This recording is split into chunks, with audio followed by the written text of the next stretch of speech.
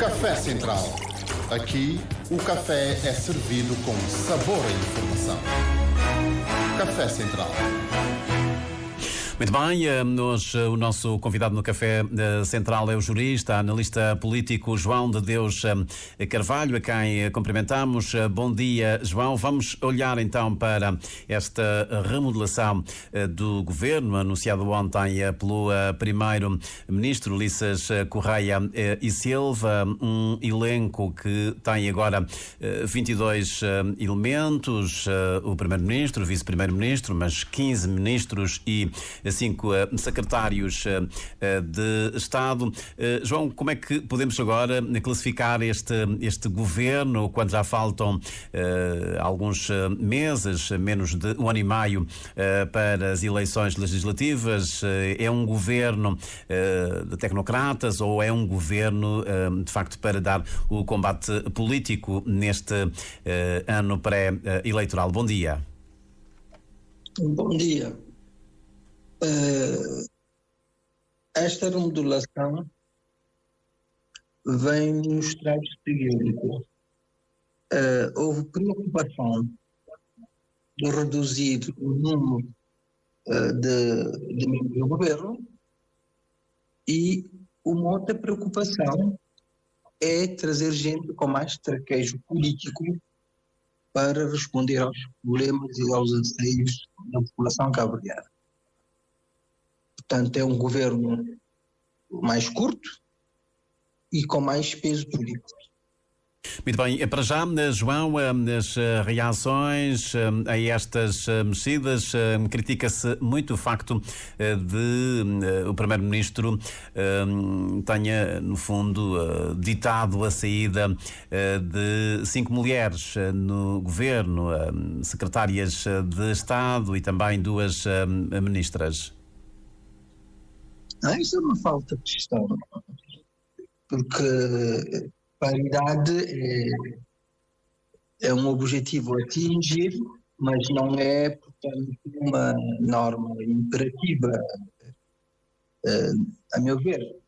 Portanto, há entre essas ministras uma, pelo menos, que pediu para sair, e depois houve a necessidade de fazer reajustamentos. Nós não sabemos se até havia mulheres disponíveis nesta fase para dar o combate político que se impõe. Portanto, é uma questão que se tem levantado, mas para mim não é a questão essencial.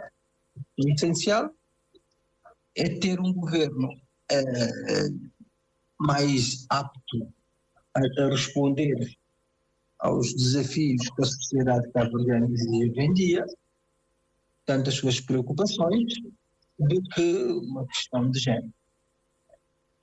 Muito bem. João, esta remodelação acontece, tal como eu dizia há instantes, a menos de um ano e meio das próximas eleições legislativas. Os dados que têm sido divulgados, nomeadamente pela Afrosondagem, mostram para já esse aumento de desconfiança ou diminuição da confiança dos cabo-verdianos nas instituições. Cerca de 65% dos inquiridos dos cabo-verdianos dizem que, do ponto de vista económico, o país está a seguir uma via errada, portanto não está no bom caminho.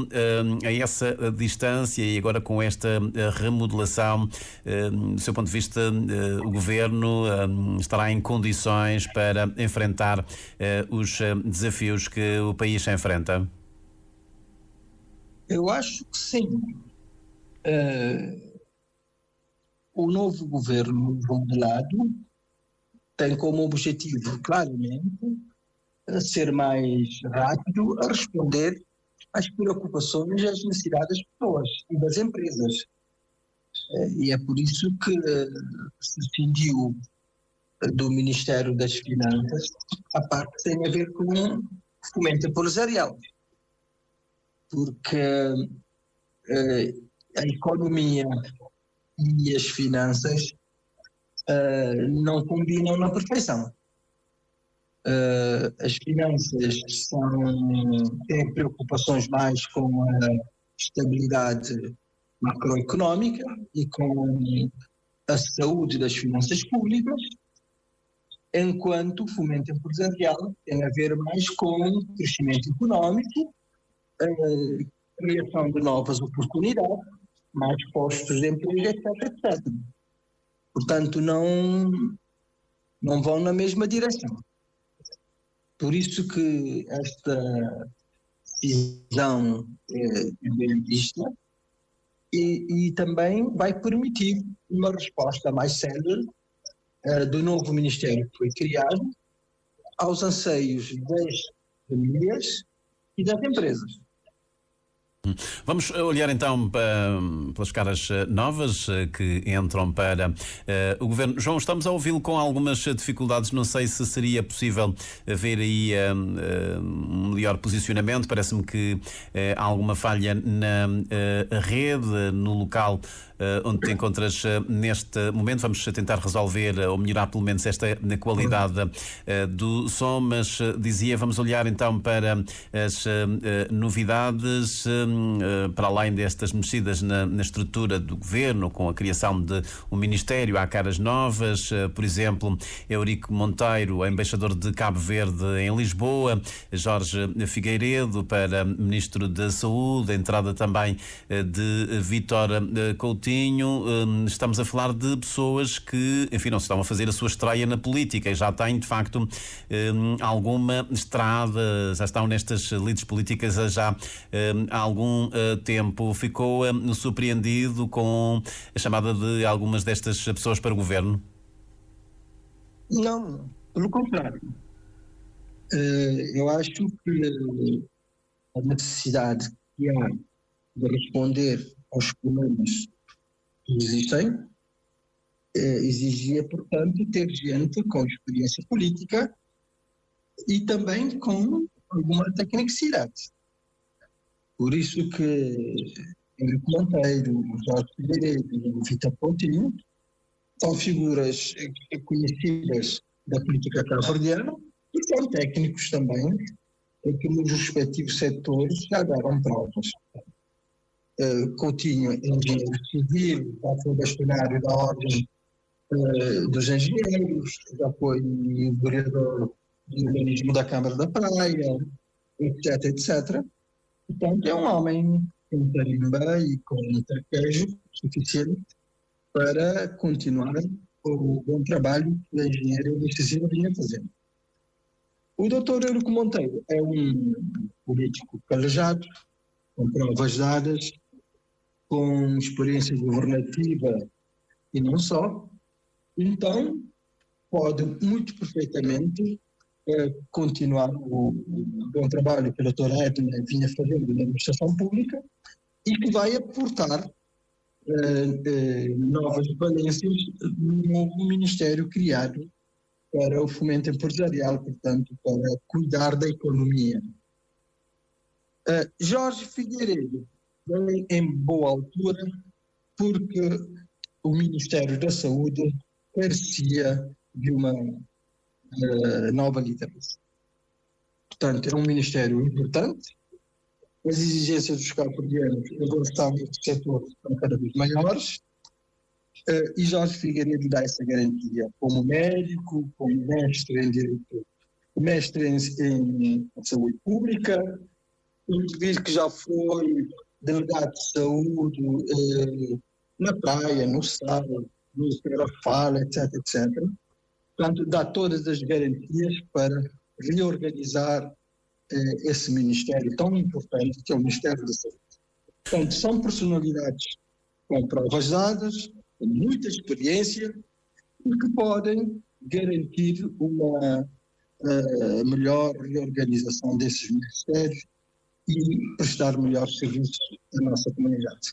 Muito bem, João de Deus, já vamos continuar a conversar, vamos só desligar momentaneamente porque queremos melhorar a qualidade do som, vamos se calhar fazer esta ligação através do telemóvel, ou seja, pela via normal e que garanta melhor qualidade do som para que possamos continuar então a acompanhar esta análise aqui no Bom Dia Cabo Verde, no Café Central. Estamos a olhar para as mexidas no governo anunciadas ontem pelo Primeiro-Ministro Ulisses Correia e Silva. É nosso convidado João de Deus Carvalho, jurista, analista político, está connosco então, ajudando-nos a entender melhor estas mexidas, estas alterações a este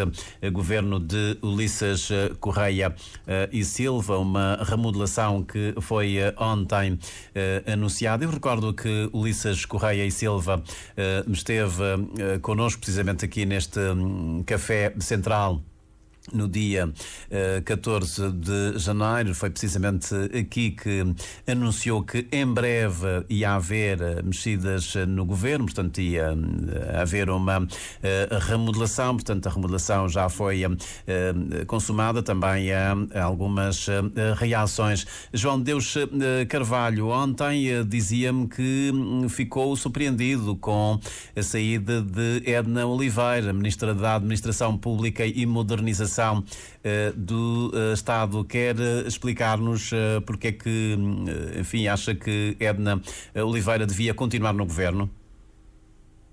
Não, eu fiquei um pouco surpreendido com a saída dela, porque eu pessoalmente faço uma avaliação muito positiva do trabalho dela à frente da administração pública. Portanto, ela vinha fazendo reformas muito importantes, corrigindo erros vindos do passado e muitas injustiças, e ela sempre teve também, quando apresentava, tanto no Parlamento, as posições do governo nesta matéria, ela foi sempre, a meu ver, uma pessoa muito metódica, que conhecia os dossiês e que punha o dedo na ferida. Portanto, a mim apanhou-me de surpresa a saída dela. Portanto, eu não cogitava que ela fosse remodelada. Não sei se ela pediu para sair, não sei, não tenho essa informação. Mas pronto, para mim foi uma surpresa. Outra surpresa, uma má surpresa. A boa surpresa para mim foi a entrada de Jorge Figueiredo para o Ministério da Saúde, um ministério importantíssimo e que carecia gente da casa com conhecimentos profundos de medicina, do setor da saúde, para relatar esse ministério tão importante como é o setor da saúde. O que não foi surpresa para si foi, digamos, o regresso da pasta das comunidades ao Ministério dos Negócios Estrangeiros, Cooperação e Integração Regional? Não, isto é uma coisa natural.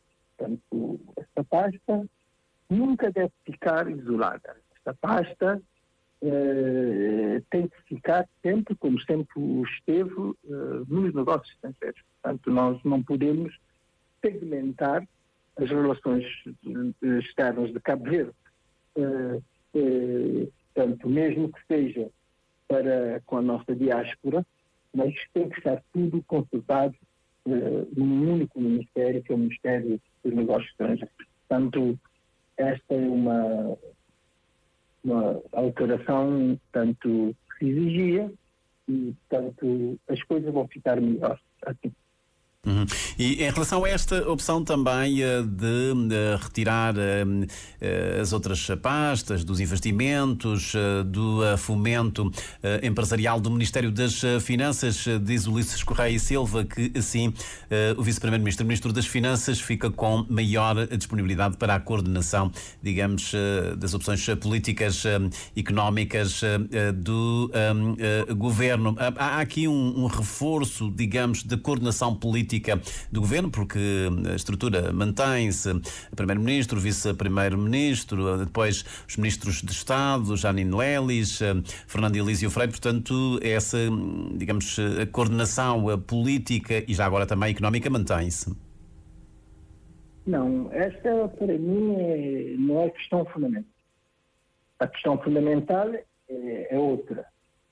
É que economia e finanças não dão um bom casamento. E ainda por cima, o vice-primeiro-ministro é quem faz a coordenação económica do governo. Ele não podia coordenar o trabalho do fomento empresarial que era feito por ele. Portanto, separando as águas, a coisa fica melhor. Assim, ele é ministro das Finanças e vice-primeiro-ministro, e enquanto vice-primeiro-ministro ele faz a coordenação económica. Tudo bem, assim é melhor. Porque antes ele era ator e espectador ao mesmo tempo. Era ministro do fomento empresarial e, enquanto vice-primeiro-ministro, fazia a coordenação económica do governo. Coisa incompatível. Portanto, era ter juízo em causa própria. Agora, assim as coisas ficam melhor. E também há um outro aspecto que melhora. É que, sendo Eurico Monteiro um peso pesado da política cabo-verdiana, a ficar com esta pasta, ele tem peso político. Ele saberá melhor, no Conselho de Ministros, negociar uma fatia maior do bolo para a economia real. Porque, como se vem dizendo muitas vezes, o Ministério das Finanças, que é um ministério que quer as contas certas, não é? Quer ter a macroeconomia a funcionar em pleno. Portanto, é um ministério, como eu costumo dizer, muito conservador e que está mais a trabalhar para uns rankings internacionais, do Fundo Monetário Internacional, de outras organizações, do que para resolver os problemas das pessoas. Portanto, e havendo, portanto, esse Ministério à parte, com uma personalidade, com o peso político do Dr. Eurico Monteiro, eu acho que as coisas vão ficar muito melhor. Muito bem, hoje na manhã informativa nós ouvimos Paulo Veiga, deputado, ex-líder parlamentar, foi também ministro do Mar, a dizer que esta remodelação acaba por também responder, de certo modo, ao desafio que constitui, digamos, essa derrota do MPD nas autárquicas e que deixa desenhar, digamos, alguma tendência, embora Paulo Veiga diga que não é líquido, que o MPD vai perder as próximas eleições legislativas. É um reconhecimento de que, de facto, houve o contágio da governação nas eleições autárquicas e esse reconhecimento agora admitido com essa remodelação governamental? Claro que sim. Todos nós vínhamos exigindo ao Primeiro-Ministro uma remodelação do governo há muito tempo. Ele não fazia, quase que por teimosia, porque a sociedade exigia tal, e ele fazia o contrário. Agora, perante a estrondosa derrota de 1 de dezembro nas autárquicas, ele teve que tirar eleições. E eu espero que ele vá a tempo para melhorar as coisas. Agora, todavia... E acha que ele vai a tempo, já agora, tendo em conta esse calendário, esse pouco tempo até as legislativas? Isto depende porque, portanto, recuperar o eleitorado não depende só da ação governativa. A ação governativa tem algum peso, mas não tem toda a responsabilidade. Portanto, o MPD tem que fazer a par desta remodelação do governo e responder mais prontamente às necessidades das pessoas e das empresas. O MPD tem que se reimplantar como partido. Durante a liderança de Luís Pereira Silva, à frente do partido MPD, as bases do partido desapareceram. Ele esqueceu-se do partido. E agora ele começa a entender que, para continuar a fazer o trabalho que está a fazer, o MPD tem que estar forte, atuante, para responder quando é chamado nas bases. Portanto, João Deus, no fundo, acaba também por concordar com algumas críticas que têm sido feitas por Paulo Veiga e Orlando Dias, quando dizem que o partido, de facto, se afastou das bases. Não, Paulo Veiga e Orlando Dias dizem aquilo que toda a gente diz. Portanto, o partido tem que ter as suas estruturas a funcionar em todas as ilhas, em todos os municípios, em todos os bairros deste país, e o MPD tem que ter os seus militantes e simpatizantes mais motivados, e os militantes têm que se rever na política. É isso que tem que ser feito, e já foi dado o primeiro passo. E logo a seguir às autárquicas foi mudado o secretário-geral.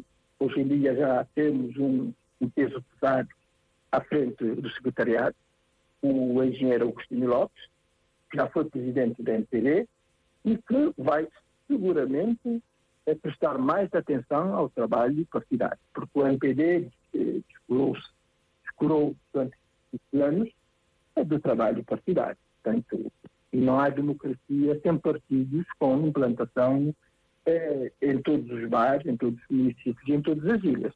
E é este trabalho que é muito mais importante do que a simples remodelação ministerial. Muito bem, João. Vamos terminar pedindo-lhe também um comentário em relação às declarações que nós ouvimos de Paulo Veiga, que continua a defender, enfim, a necessidade de uma convenção extraordinária, ou pelo menos que se realizasse mais cedo. Ele disse que vai apresentar uma moção de estratégia e não descarta de todo essa possibilidade também de se constituir numa alternativa à liderança do Movimento para a Democracia. Quer comentar? As aspirações de Paulo Veiga são claras, são legítimas, portanto ele quer se erigir em alternativa, é um direito legítimo que ele tem. Agora, marcar uma convenção extraordinária, isto é a competência da Direção Nacional. A Direção Nacional reuniu-se há menos de um mês e não se pronunciou nesse sentido. Mas, portanto, não é uma questão tabu, mas caberá ao órgão de direção nacional do MPD decidir se deve haver uma convenção extraordinária ou não. Agora, para apresentar uma moção na próxima convenção, seja ordinária, seja extraordinária, ele pode sempre apresentar-se. Portanto, porque ele é livre, tem toda a legitimidade para se apresentar como candidato à liderança e pode preparar a sua lista e a sua estratégia. Isto é absolutamente normal e é salutar em democracia. Agora, caberá ao órgão, Direção Nacional, decidir se há necessidade ou não de uma convenção extraordinária. Muito bem, João, agora mesmo para terminar, há muitas vozes nas redes sociais a dizer que o Primeiro-Ministro acaba por ceder a ala mais virada para o PCD. Concorda? Discordo em absoluto. O PCD é um defunto desde 2005. Portanto, eu acho uma piada que se fala do PCD. Porque o PCD foi a primeira decisão do MPD, mas com, tanto ativação do PCD, muitos regressaram de novo ao partido de origem, que é o MPD, e hoje falar PCD soa aquele velho ditado que é dividir para reinar. Pois aqueles que julgam que as eleições de 2026 já estavam ganhas, agora tentam querer dividir as hostes. Isto não cola, isto é um disparate, não faz o menor sentido. O PCD morreu desde 2005. Muito bem, João de Deus Carvalho, é jurista, analista político. Obrigado por ter estado connosco ao longo destas quase 30 minutos na análise também. Gil Nouro, com mais uma edição de manhã RCV. Há sempre bons motivos para continuar então na nossa companhia. São as despedidas desta equipa do Bom Dia Cabo Verde, o Máriozinho Fernandes e o Carlos Santos na comunicação. Bom dia.